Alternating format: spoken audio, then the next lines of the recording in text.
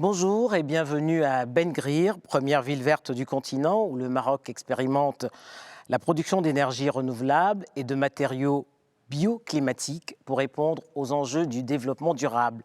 Badr Iken, bonjour. Bonjour Denise, merci pour l'invitation. En 2016, le Maroc met en service sa première centrale solaire, Nour Ouarzazate. Quelles ont été les raisons qui ont conduit le pays à faire de Ben Guerir la ville verte de référence sur le continent qui répondent aux enjeux du développement durable? Écoutez, le Maroc, par rapport à sa stratégie énergétique, par rapport à la vision pour contrer le changement climatique, a souhaité se positionner et avoir une part importante d'énergie renouvelable dans son mix énergétique.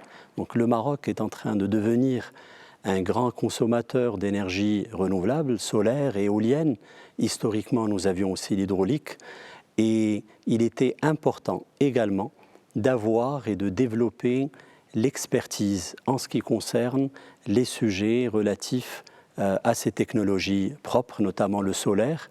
Et c'est ce qui a encouragé à développer un écosystème de formation, de recherche et également aussi d'innovation dans le domaine des énergies renouvelables dans cette ville qui est plutôt une ville à conditions climatiques semi-arides qui a à son centre une université, une nouvelle université, l'université Mohamed VI Polytechnique, et qui a créé un écosystème qui nous a intégrés les bras ouverts, l'Institut de recherche en énergie solaire et énergie nouvelle, pour se positionner sur ce sujet prioritaire, renforcer les capacités, avoir une recherche appliquée de pointe et puis aussi créer de la valeur par rapport à ce domaine qui représente le futur du continent africain. Mais alors, quels sont les critères pour justement répondre à des matériaux bioclimatiques qui correspondent justement aux enjeux aujourd'hui du développement durable, également l'énergie, la qualité de l'énergie? Est-ce que le Maroc a tiré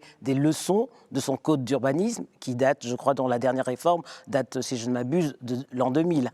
Alors écoutez, il y a eu une réglementation thermique en 2012 qui visait effectivement à mettre en place un cadre et des normes pour la construction, parce qu'il y a des choses à respecter, notamment par rapport à l'enveloppe des bâtiments, pour éviter le gaspillage de l'énergie, surtout lorsqu'on climatise des maisons, lorsqu'on chauffe les maisons. Donc, quelque part, il s'agit de respecter plusieurs critères, notamment par rapport à l'enveloppe du bâtiment, les matériaux qui sont utilisés. Et là, c'est des choses qui démarrent même en amont. Et c'est les raisons pour lesquelles nous avons commencé à travailler. Nous sommes en train de mettre en place une plateforme de recherche, le Green and Smart Building Park, qui traite du sujet de l'enveloppe, des matériaux, de la valorisation de matériaux naturels, l'utilisation de déchets agricoles pour une isolation thermique de l'enveloppe et des murs. Et nous avons organisé l'année dernière une grande compétition, le Solar Decathlon Africa, qui a vu la participation de plus de 1000 étudiants qui ont conçu, développé et construit des maisonnettes écologiques qui fonctionnent à l'énergie solaire. Donc c'est un tout. Et qui tiennent compte des matériaux locaux, comme sur le continent. Absolument, c'est que par rapport à la réglementation thermique, il est toujours important, elle se base sur différentes régions par rapport aux conditions climatiques. Donc il faut à chaque fois adapter les matériaux et notamment intégrer et valoriser des matériaux locaux dans la construction. C'est ce qui est fait. Intégrer aussi les énergies renouvelables. Il y a un très très fort besoin aujourd'hui par rapport à l'utilisation de la climatisation solaire. Donc il y a une multitude de technologies qu'on peut développer, tant par rapport à la construction qu'à l'intégration et l'utilisation des énergies renouvelables pour créer la ville africaine de demain et puis en même temps développer des technologies africaines adaptées à nos conditions climatiques. Et à nos besoins. Alors avec le Green Energy Park dont vous venez de parler, le Maroc ambitionne de se positionner comme le leader continental de l'innovation dans le secteur des énergies renouvelables. Comment s'est opérée cette révolution énergétique, puisque déjà dès les années 2016, avec la mise en service de la centrale solaire Nour, l'objectif du Maroc était de produire près de 2000 mégawatts à l'horizon 2020. Absolument. Donc l'objectif est d'arriver à 2000 MW d'ici la fin de l'année, donc 42% de la capacité installée électrique, de continuer ces efforts et ce positionnement pour arriver à 52-53% de capacité installée électrique à l'horizon 2030 de sources renouvelables. Donc cela constitue pour nous une réelle opportunité. Premièrement, pour arriver à réduire les émissions de gaz à effet de serre et pour respecter nos engagements de Paris par rapport au changement climatique. Mais c'est une opportunité également aussi pour nous parce que cette économie verte va nous permettre de créer de l'emploi, va nous permettre aussi de développer des technologies que l'on peut aussi partager avec des pays voisins. Et comme je l'ai cité tout à l'heure, je pense que le solaire offre un très très large, offre un fort potentiel pour le continent africain. Est-ce que le solaire est le justement photovoltaïque décentralisé. La solution au déficit énergétique de ce continent, dont on dit toujours que c'est le continent le plus mal éclairé? Écoutez, oui, je dirais oui. Nous avons aujourd'hui malheureusement encore plus de 620 millions d'Africains qui n'ont pas accès à l'électricité. En même temps, nous avons de très très fortes ressources solaires. Il y a aussi des régions où nous avons également aussi des ressources éoliennes importantes. Et c'est pour la raison pour laquelle on souhaite développer des solutions en utilisant des systèmes photovoltaïques décentralisés. Et il y a des développements technologiques qui sont en train d'être opérés, notamment la mobilité électrique. Et la mobilité électrique va permettre la baisse des batteries.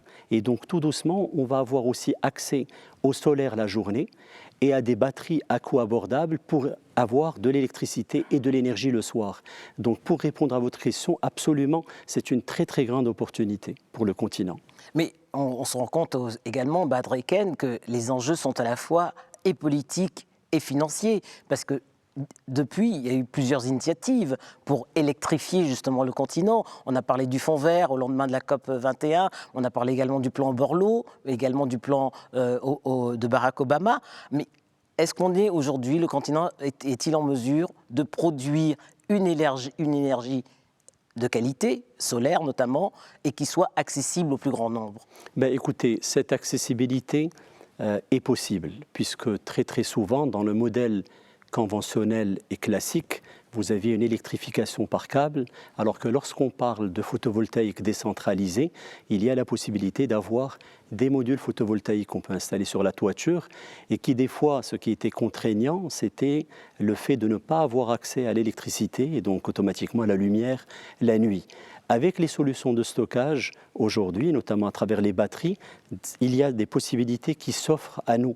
Donc, quelque part, je dirais que tout doucement, oui, c'est une opportunité et nous travaillons ensemble puisque l'objectif, c'est d'abord de sensibiliser et le Green Energy Park a été créé pour développer des solutions adaptées aux conditions climatiques marocaines, aux conditions climatiques africaines. Eh bien, on développe un réseau africain de l'innovation verte pour avoir encore plus de structures de recherche qui collaborent ensemble. On va développer de l'expertise, on souhaite également avoir de l'intégration locale parce que ça va permettre aussi de créer de l'emploi et je pense qu'on pourra vraiment répondre à un besoin. Ensuite, il faudra décarboner nos villes, décarboner aussi nos industries, mais en ce qui concerne l'accès à l'électricité, le solaire offre une très très grande possibilité. Et puis nous avons vu qu'à travers les grandes centrales, même si là c'est un coût qui est plus important, mais on remplace, au lieu de mettre en place des centrales à charbon, nous installons des centrales solaires et des parcs éoliens et tout cela peut être combiné aussi par rapport à des sites isolés, par rapport à des villages qui sont isolés, à travers un accès décentralisé, un accès off-grid au solaire, à l'électricité à travers le solaire photovoltaïque. Alors, une autre plateforme sur laquelle vous travaillez également dans ce Green Energy Park, c'est la plateforme concernant le dessalement des eaux, autre enjeu pour le continent. Comment vous y prenez ? Alors écoutez, actuellement nous sommes en train de mettre en place un réseau de plateformes de recherche et d'innovation, puisque le grand défi de notre continent, c'est de valoriser aussi les résultats de projets de recherche. La première plateforme a été finalisée, c'est le Green Energy Park dédié aux technologies solaires. La deuxième plateforme a également été finalisée, c'est elle qui traite des matériaux écologiques, de la construction, ce qu'on appelle les bâtiments verts, mais aussi les réseaux intelligents, donc des réseaux qui permettent de mieux gérer gérer l'énergie. Le Green and Smart Building Park a également été finalisé. Cette plateforme intègre aussi la mobilité durable et la mobilité électrique. Et puis, il y a 3 autres plateformes en cours de développement. Et une des plateformes qui traite également d'un sujet important et prioritaire, c'est la plateforme pour le Nexus Eau Énergie, le Water Energy Park. Et donc là, on va utiliser les ressources renouvelables, notamment le solaire, pour le traitement des eaux saumâtres, un problème des fois pour l'irrigation. On va utiliser aussi les technologies renouvelables, notamment le solaire, pour le dessalement de l'eau de mer. Et en même temps, on peut utiliser, parce que nous avons au niveau de notre continent énormément de côtes, on va utiliser l'énergie marine pour produire de l'énergie propre. Donc c'est ce nexus et cette relation entre l'énergie et également aussi l'eau. Dernière question, Batriken. En l'espace de 18 ans, le Maroc a accueilli 2 COP, la COP 7 et la COP 22. C'était l'année dernière. Quelles leçons vous avez tirées de ces 2 rendez-vous sur le développement durable ? Alors la COP 7 a été organisée en 2001, la COP 22 en 2016. Et donc ce que je peux vous dire, j'ai eu la chance et vraiment l'opportunité de contribuer à cette organisation. J'étais un membre du conseil scientifique de la COP 22. Et alors un premier point important, ça a été l'implication de la société civile. Un fort intérêt également aussi du monde socio-économique.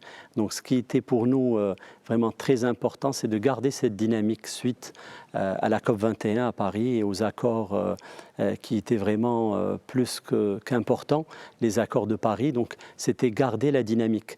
Moi, ce qui m'a le plus frappé, c'était la sensibilisation, la mobilisation d'un pays. Alors à chaque fois quand on pose la question comment on s'engage comme ça d'une manière aussi forte telle que le Maroc, et c'est tout le monde qui s'engage au Maroc par rapport au changement climatique, qu'est-ce qu'il faut faire pour motiver? Bien évidemment il faut une vision, il y a une vision royale, mais en même temps il faut pour moi, je recommanderais d'organiser une COP parce que ça permet de sensibiliser tout le monde socio-économique, et pendant plus d'1 an, tout le monde ne parlait que de ça, au niveau des lycées, au niveau des écoles, au niveau des universités. Et donc, automatiquement, ça interpelle tout le monde à changer les habitudes, parce qu'on gaspille beaucoup d'énergie. On a parlé des énergies renouvelables, un très très fort potentiel. L'efficacité énergétique est également un volet très très important, parce que d'ici à ce qu'on arrive à une société qui est totalement décarbonée, je l'espère, d'ici 2050, eh bien, il faut mieux gérer aussi la production d'énergie et d'éviter le gaspillage. Et c'est quelque chose qu'on a pu voir, et puis ça nous a encore plus motivés à être un modèle au niveau continental, tant par rapport à la production d'électricité propre, mais aussi ce sujet qui nous interpelle vraiment et qui nous motive à développer aussi de l'expertise, pas seulement à être un champion de la consommation, absolument, pas seulement d'être un champion de la consommation propre et verte, mais d'être des développeurs technologiques et de développer un Made in Morocco, un Made in Africa vert. Batriken, merci. Merci à vous, Denise, merci.